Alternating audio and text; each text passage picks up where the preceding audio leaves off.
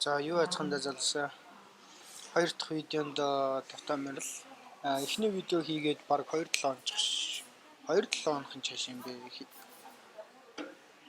Одоо чинь 24-нд оруулсан юм биш үү? Одоо чинь 6. За гэхдээ ер нь нэлээ олон хоног болчихлоо.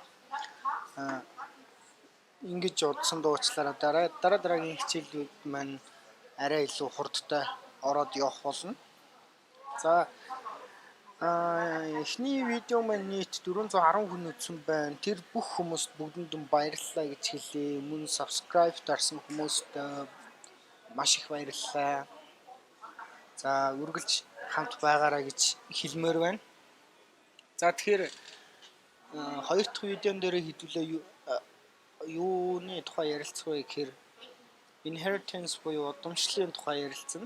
Энэ нь болохоор объект хандлах технологийн бас нэг гайхалтай амин сүнсэн гэж хэлж болно. Энийг ойлгосон нөхцөлд программыг хийхэд, кодыг бичихэд илүү хэлбэр болж өгөх юм байна. За тэгэхээр хоёр дахь хичээлээс авахуулаад хэдүүлээ Jupyter ноутбукийг ашиглах болно. Энэ нь одоо яг миний видео хичээл үзээд анханасаа ингээд Python гэдэг програмчлалын хэлтэй танилцаад явж байгаа хүмүүс илүү хэлбэр байх болно. За тэгэхээр та нар миний GitHub дээр би эхний видеон дээр бичсэн кодуудаа оруулсан байгаа. Хэрвээ та нар харсан бол тэн дээр Jupyter ноутбукийн тухай хальт бичсэн байгаа. За орж харцгаая. За энэ ноутбукн дээр Jupyter ноутбукныхаа тухай товч танилцуулсан байгаа. Одоо хэдүүлээ яг энэ видеоноос эхлээд Jupyter ноутбукийг эрчимтэй бүх видеон дээр ашиглаж эхэлцгээе. За энэ дээр та нар ороод бас хараад үзээрэй. Хэрвээ чи өөрийнхөө компьютер дээр Jupyter ноутбукийг суулгах боломжгүй байвал энэ дээр бичсэн хоёр source руу ороод нэг нь бол мэдээж Google-ийн аккаунтаар орчин. Энэ нь болохоор Microsoft-ийн аккаунт шаардна. Тийм болохоор чи Microsoft дээр нэг аккаунт нээгээд тэгээд бүрэн ашиглах бүрэн боломжтой. Хэрвээ чи миний кодуудыг бичиж амжихгүй байх юм бол одоо жишээ энийг маань миний энэ бичсэн кодуудыг маань татаж аваад тийм ээ zip файлаар нь татаж аваад энэ Jupyter ноутбукийн энэ файлыг апплод хийгээд тэндээсээ одоо миний бичсэн кодуудыг чи мөрөөр ажиллуулах боломжтой шүү. За тийм болохоор та нар ч гэсэн энийг ашиглаж эхлээрэй. За тэгээд хэрвээ локал дээр энийг суулгах эсвэл сонирхолтой хүмүүс байх юм бол хамгийн амархан нь энэ Anaconda гэж энэ програмыг санал болгож байна би та нарт. Энэ нь болохоор data scientist зориулсан маш олон пакэжүүдийг маш амархнаар суулгах боломж өгөхий. Нэгэсэндээ хамгийн амархнаар хэлэх юм бол package manager гэсэн үг. Тэгэхээр энийг та нар download гэж татаж аваад суулгаад ашиглах боломжтой шүү. За ингээд Jupyter ноутбукийг ашиглах хоёр боломж байгаа гэсэн ингээд эхнийх нь болохоор хэдүүлээ бол онлайн дээр ашиглах боломжтой юм байна. Нэг нь бол саяны Anaconda-г татаж аваад тэгээ локал дээр ажиллуулах бүрэн боломжтой. A few moments later. За тэгэхээр Jupyter ноутбукийг ашиглах боломжтой хоёр аргыг та нарт хуваалцлаа. Jupyter ноутбукийг хэдүүлээ код бичих явцдаа бүр илүү ойлгохгүйх болно. Тэгэхээр өнөөдрийн хичээлийн сэдвүүгээ хэдүүлээ орцгоё. Өнөөдрийн хичээлийн сэдв нь өмнө нь хэлсэн удамшил гэдэг ойлголтыг хэдүүлээ авч үзэх болно. Объект хандлах технологийн хувьд удамшил гэдэг ойлголт маань яагаад ийм одоо нин чухал шаардлагатай байгаа вэ гэхээр чиний хийж бичиж байгаа програм чинь том болох тусмаа тухайн програм чинь ашиглагдах объектууд тэр тоогоор тэр хэмжээгээр ихсэж эхэлнэ. Тэгэхэд тухайн объектуудыг ажиглаад байхад тодорхой нэг ерөнхий шинж чанарууд өөрсдөндөө агуулгдсан болж ирдэг. Тэгэхээр тэр ерөнхий шинж чанарыг хамруулсан өөр нэг класс биччих юм бол чиний програмд бичигдэх одоо кодны бичиглэл нэгдүгээрт багасна, хоёрдугаарт тэр кодны чинь хэмжээ багасна. Дээр нь илүү efficient код бичиж эхлэх боломжтой болоод эхэлнэ гэсэн үг. За тэгэхээр хэдүүлээ зурган дээр ерөөсөө ярилцъя. Дээдлийн vehicle буюу энэ одоо тээврийн хэрэгсэл гэсэн энэ хүнийг объект байлаа гэж бодоход энэ объект нь дотроо ямар объектуудыг багтаах боломжтой вэ гэхээр одоо суудлын машин, мотоцикл, тээврийн одоо хүн даацын ачааны машинуудыг дотроо агуулна. Нэгэсэндээ юу вэ гэхээр эднэрийн ерөнхий шинж чанарыг өөртөө агуулж байгаа гэсэн үг. За тэгэхээр удамшил гэдэг маань ерөнхийдөө л хамгийн энгийнээр энэ зурган дээр байгаагаар төсөөлж болно. Ерөөсөө одоо ихэнх ихтэй сургуулиудын багш нар эцэг класс буюу супер класс, англиар бол супер класс гэж ярьдаг. Супер класс буюу монголоор их класс гэд багш нар орчуулж яриад байдаг. Доторх энэ child class-ийн sub class-ийн болохоор одоо did class гэж яриад байдаг шүү. Тэгэхээр энэ зарим нэг оюутнууд маань энэ үгнүүд зөрж өгнө гэж бодож магадгүй. Бас нэг л ойлголт ярьж байгаа шүү гэж ойлгож болно. За тэгэхээр хэдүүлээ энэ дээр нэг олон юм оршихгүйгээр шууд код бичиж үзье. За шууд энэ зурган дээрх классыг хэдүүлээ шууд одоо энэ дээр хэрэгжүүлж үзье. Class vehicle. За суудлын машин, мотоцикл дээр нь одоо энэ даацын машинууд тодорхой ерөнхий шинж чанаруудыг агуулж байгаа. Тэднийг хэдүүлээ тоочж бичье. За өмнөх видеог үзсэн бол энийг байгуулагч функц гэдгийг надаар хэлүүлэлтгүй мэдж байгаа гэж бодож байна. За эдгээр маань ерөнхий шинж чанар нь юу гэхээр одоо өнгө тийм ээ. Дээр нь одоо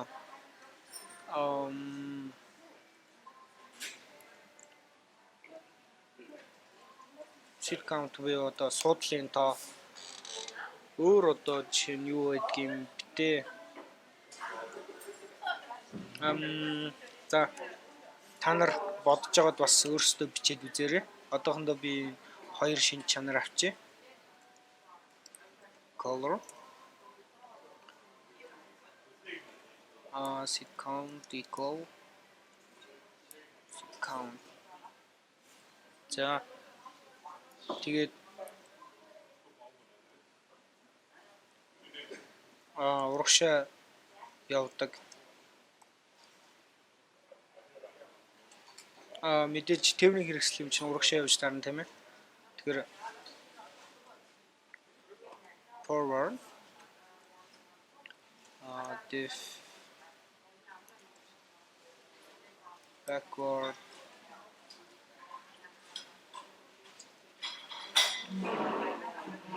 return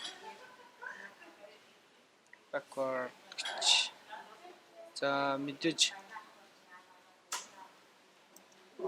зүүн тийшээ эргэж таарна тийм ээ. Машин юм чинь.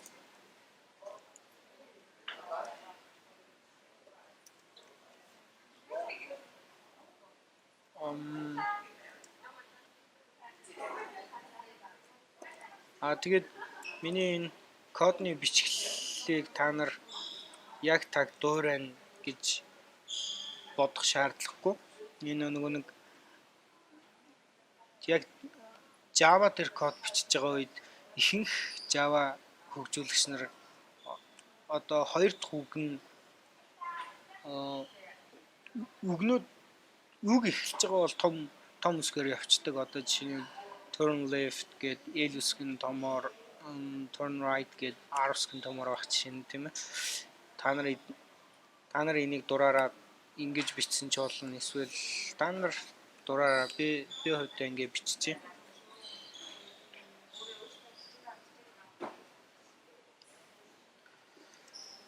Turn right. За. Тээврийн хэрэгсэл бол ерөөсөө иймэрхүү ерөнхий ийм үйлдэлүүдийг хийдэг. За одоохондоо ерөнхий нэг ийм хоёр шин чанарыг агуулдаг гэж хэдүүлээ загварчлаа. За тэгээд энийг хэдүүлээ туршия.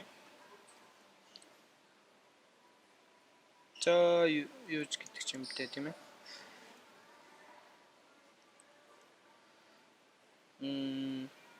Олон онготой хоёр судалтай тээврийн хэрэгсэл надад байгаа гэж үзье. Тэгээд за миний машин урагшаа гэдэг ч юм уу тий. За энийг одоо нөгөө Jupyter Notebook-ийнхаа фичерийг хэдүүлээ ашиглацгаая. Тэрний юу гэхээр нөгөө нэг мөрөөр нь ажиллах боломжийг бид нарт олгодог болохоор хэдүүлээ зүгээр класса эхлээд нэг cell буюу энэ нэг нүдэнд бичээд орхичээ. Тэгээд энийг run товч дараад ажиллуулчихъя. За тэгээд хэдүүлээ дараагийн cell дээр объект байгуулад дараагийн cell дээр одоо машина ингэ бичсэн байна тий. Машина урагшаа явуулъя. За forward гэсэн string буцааж энэ функц байна. За хэдүүлээ ямар ч гэсэн супер буюу их классаа биччихлээ. Тэрийг нэг функцийн ажлуулаад туршаад үзчихлээ. Одоо хэдүүлээ эхний car гэсэн классыг хамтдаа бичье. За тэгэхээр class car дугуй хаалтан дотор удамшуулах гэж байгаа объектийн нэрийг биччихнэ. Чи өмнө нь өөр ямар нэгэн програмчлалын хэл дээр биччихсэн бол классын удамшлыг арай өөрөөр одоо чинь Java дээр extends гэдэг ч юм уу те арай өөрөөр байдаг байсан бол Python дээр болохоор зүгээр классын нэрний артлын дугуй хаалтан дотор удамшуулах гэж байгаа классынхаа нэрийг бичээл ингээд одоо энэ vehicle гэдэг классаас car гэдэг класс маань удамшиж байгаа гэсэн үг. Тэгэхээр удамшин гэдэг маань яаж байгаа гэхээр их классынхаа шинж тэмдэг болон функцуудыг ашиглах боломжтой гэсэн үг. Хэдүүлээ одоо кодоо бичиж туршиж үзье.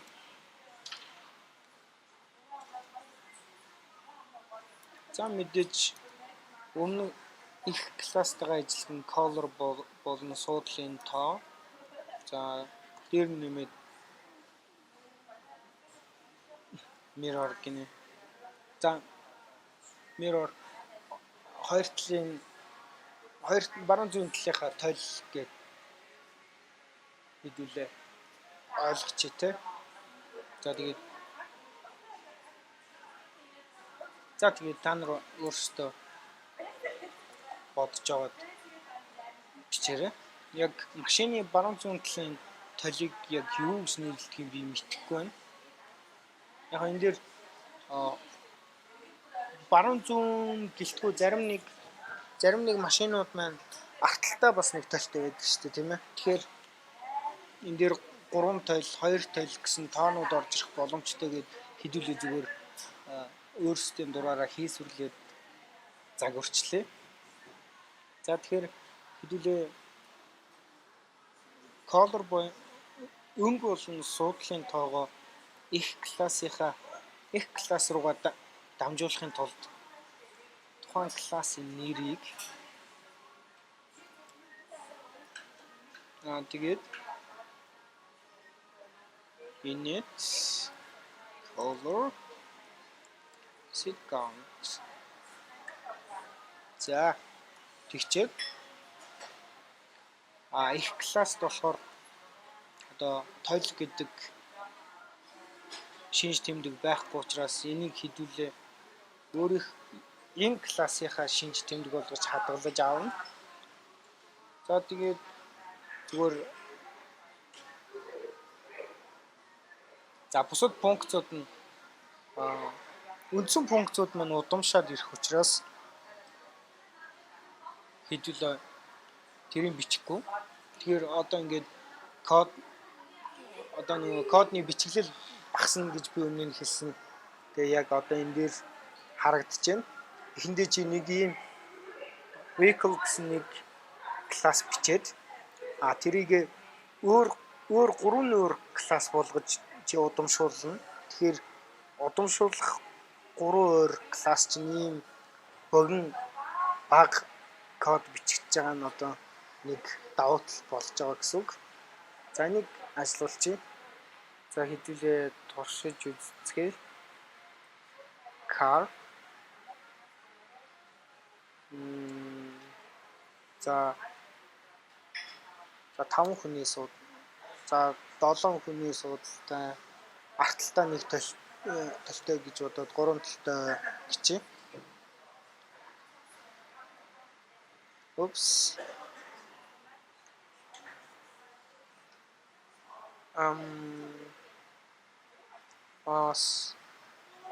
Sorry guys.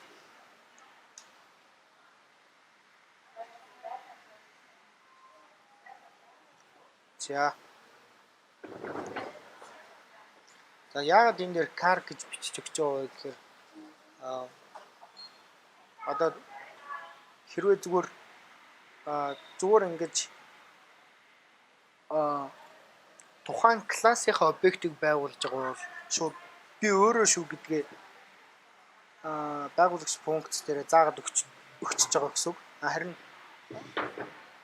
удамшиж байгаа нөхцөлд тэгэхээр удамшиж байгаа нөхцөлд их классынхаа байгуулагч функцийг одоо энэ кодчлоор дуудаж байгаа нөхцөлд одоо тухайн классаа дамжуулж өгөх ёстой байдаг.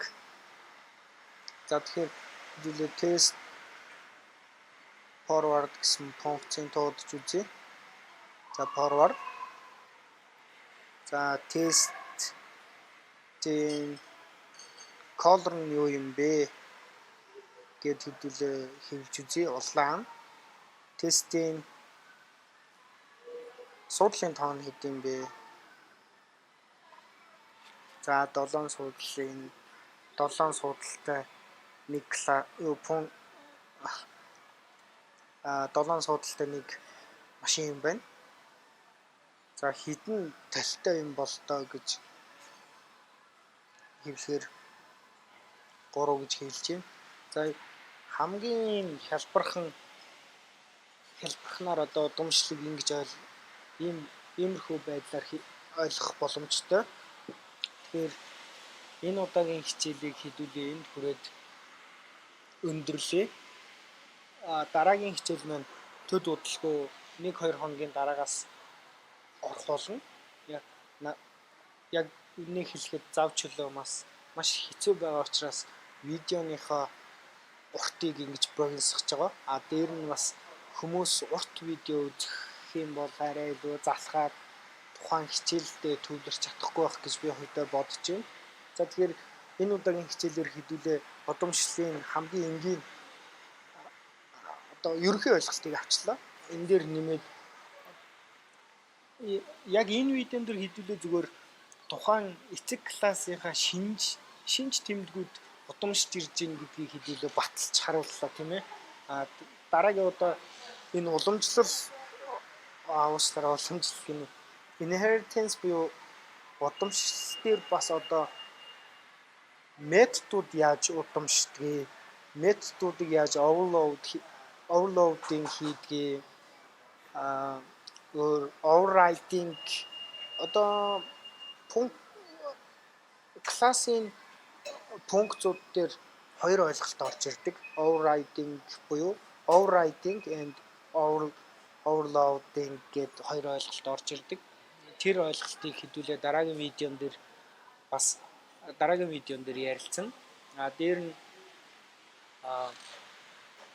хэдүүлээ одоо хоёр өөр классаас нэгэн зэрэг удамшиж байгаа үед яах вэ гэдгийг бас түүний дараагийн видеон дээр авч хэлцэх болно. Тийм болохоор одоо энэ видеоноос эхлээд миний энэ хичээлийн видеонуудын хугацаа бол богиносох байх гэж би бодож байна.